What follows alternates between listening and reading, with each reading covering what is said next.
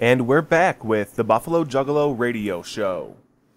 And it's time for our news segment that we are doing each week. It is time for Get Schooled by Polmar. And I think this week our category, or our subject we're going to look at is science. Now, obviously science is a broad subject. We're not going to go over every little aspect. And this is going to be an ongoing segment anyway, so I think we're just going to start out with a few basics of science. And first of all, I think we'll just run down a list of notable scientists from history. Starting out with Leonardo da Vinci. He lived the years 1452 until 1519. He's credited with many various inventions, of course. Next up, Galileo Galilei. 1564 to 1642. His main discovery was the telescope and a lot of work with astronomy in the solar system and stuff. Isaac Newton, 1643 to 1727. His main contribution was gravity, in defining gravity. Charles Darwin, 1809 to 1882. Everyone knows him. His big thing was evolution. Nikola Tesla, 1856 to 1943. He did a lot of work with electricity and magnetism. Fucking magnets, how do they work, right? Nikola Tesla knows. Marie Curie, 1867 to 1934. She basically discovered radioactivity and began working with radioactive materials, discovered two more elements as well. And then Albert Einstein, 1879 to 1955, and of course his big thing was the theory of relativity. The whole E equals MC squared and all that good stuff. Now, all these scientists, of course, now, if you think back to your old middle school, high school science class, one of the main things you learned was the scientific method. And there's different ways of, explaining it, but the general scientific method is 7 steps, and it's ask, observe, hypothesize, test, analyze, interpret, and publish. So that'll go back through that. That's ask a question, define a question, define the problem. Next you need to observe, gather your information and resources, take everything down. Now you're going to form a hypothesis, what is the main point of what you're trying to figure out here.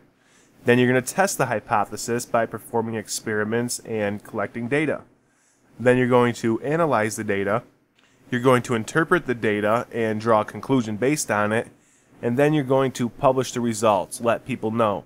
So let's use an example here real quick of the scientific method, and we're going to go back to the example we used last week with our math problem. So let's say you and your homies, you're at that club, you're at that show, and you see this girl, she's dancing kind of by herself over in the corner, and your one homie, you're all kind of looking at her, and your one homie says to you, he says, "You think she's a hoe?" Well, let's use the scientific method here and figure out if she is in fact a hoe or not. So first of all, we need to ask a question. We need to define it. And of course, we already did. What is the question? Is she a hoe? Well, now let's observe. Take a look at her. Now, she's wearing a real short skirt, probably not any panties, and it doesn't look like she's wearing a bra either, okay? She's got, ankle-high boots. So based on observation, maybe she might be a hoe. Well, so now draw your hypothesis here. She's dancing alone, she looks faded, and she's dressed like that. She might be a hoe. Well, now you gotta test your hypothesis, So one of your homies decides to walk over there and just walk up behind her and start dancing. Now, if she reaches down and just grabs a big old handful of your meat right away, well, right there's your test. I mean, she's definitely probably a hoe. So analyze that now. Okay, she has a handful of your junk. Obviously, we already established she's a hoe. So you interpret that, and then you go back and you publish that to your homies. You go back to the group and you be like, yeah, she's definitely a hoe. To which the first homie replies, "Awesome, that's just the way I like him." And he disappears and you don't see him again for the next few days. Scientific method, once again, ask, observe, hypothesize, test, analyze, interpret, and publish.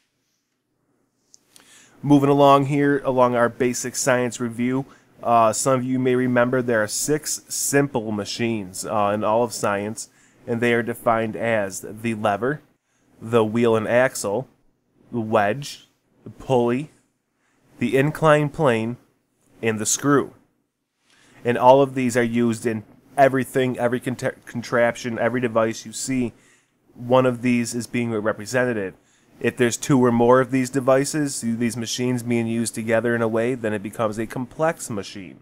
Now, also for a quick refresher here, the structure, because a lot of people, they forget about this, the atomic structure now, because we're just jumping around all sorts of different little topics here. Atomic structure. And of course, like I said, I'm going to, just like last week, I'm going to have these notes up posted to the wall for you so you can all refresh them too. But protons and neutrons are inside of the nucleus. The electrons are what float around the outside in an orbit. Okay, some people think, all the protons are on the outside. No. Protons and neutrons make up the nucleus. Electrons orbit the nucleus. And then the last thing I wanted to touch upon here also in our review was just a quick little timeline of the history of our Earth. Scientists believe that the Earth was created 4.5 billion years ago. And then the first life on Earth appeared 3.6 billion years ago. So it was almost a billion years there, but there was just a dead planet, nothing going on. And then jump ahead, quite a few, 3.3 billion years, Pangea, which is all of the continents on the Earth were all one giant landmass. And then about 300 million years ago, that began to split.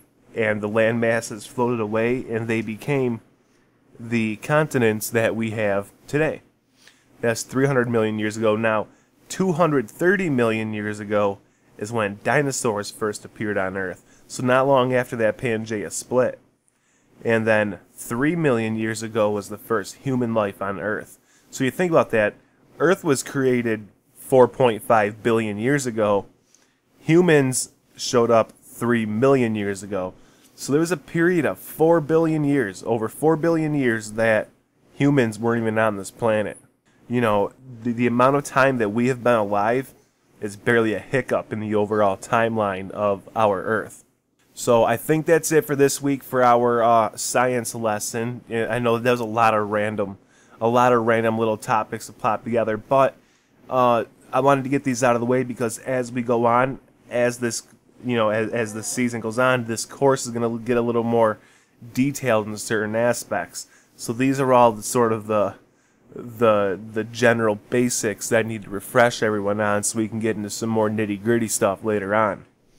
So once again, I'll have this posted up to the wall so you can all reference it and check it out so maybe you know what I'm talking about. And on that note, I'm going to go ahead and take us out here to a break. We'll be back here in a few moments with the Buffalo Juggalo Radio Show. What's up, everyone? I'm Polmar. And I'm Trippy Two-Face. And we're the hosts of the Buffalo Juggalo Radio Show. You can catch us every Saturday at 10 p.m. Eastern on Hatchet Radio. We'll be bringing you all the freshest in underground music news, interviews, featured artists, and so much more. With a special focus on the 716 and beyond. This is the official broadcast of Buffalo Juggalos. Come scope us out at hatchetradio.net and hit us up at facebook.com/Buffalo Juggalo Radio Show. We have tons of contests and giveaways coming up on our page. So don't sleep on The Buffalo Juggalo Radio Show, Saturdays at 10 p.m. Eastern. Only on Hatchet Radio.